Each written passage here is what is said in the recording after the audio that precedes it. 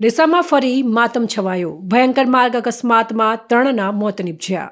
બનાસકાંઠામાં અકસ્માતોની વણઝાર યથાવત રહી છે. ડીસા તાલુકાના જૂના ડીસાથી સમૌદને જોડતા નવીન માર્ગ પર ભયંકર અકસ્માત સર્જાયો છે. નવીન રોડની કામગીરી પૂર્ણ થાય તે પહેલા જ આ અકસ્માત બન્યો હતો. ગ્રામ્ય વિસ્તારના લોકોએ આ માર્ગ પર તાત્કાલિક સ્પીડ બ્રેકર મૂકવાની માંગ ઉઠાવી છે. ડીસા તાલુકાના લુણપુર પાસે બહુચર માતાના મંદિર નજીક રોડની ગોળાઈમાં અકસ્માત સર્જાયો હતો. 2 મોટરસાયકલ સામસામે અથડાતા 3 યુવાનોના સારવાર દરમિયાન મોત નીપજ્યા છે. એક મહિલાનો સદનસીબે આ બાદ બચાવ થયો હોવાનું સામે આવ્યું છે.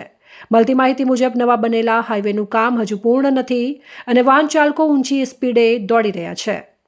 લોકોએ વાહન ચાલકોને ધીમે અને સાવચેતીપૂર્વક વાહન ચલાવવા અપીલ કરી છે. તે સાથે રેતી ભરેલા બેફામ ડમ્પર ચાલકોને પણ ગતિ મર્યાદામાં વાહન ચલાવવા ચેતવણી આપવામાં આવી છે. આજરોજ મંગળવારે બપોરે અંદાજે 12 વાગ્યાના સુમારે લુણપુર ગામ પાસે અકસ્માત બન્યો હતો. પૂરઝડપે આવી રહેલી 2 બાઇક સામસામે અથડાતા 4 લોકો ગંભીર રીતે ઇજાગ્રસ્ત થયા હતા.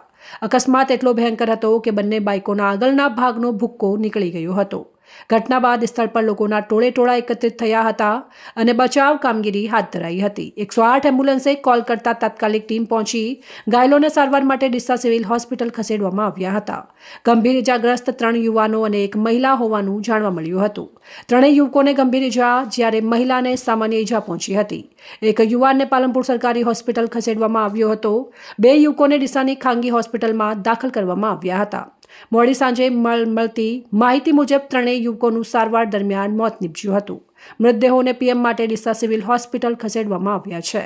મૃતકોના નામ વજુસિંહ વીરસિંહ પરમાર ઉંમર 35 વર્ષ લુણપુર, સિદ્ધરાજસિંહ નરભયસિંહ દરબાર ઉંમર 24 વર્ષ કંબોઈ, રણજીતસિંહ અજમલસિંહ સોલંકી દરબાર ઉંમર 26 વર્ષ દસાનાવાસ. પોલીસે અકસ્માતે મોતનો ગુનો નોંધી આગળની વધુ કાર્યવાહી હાથ ધરી છે.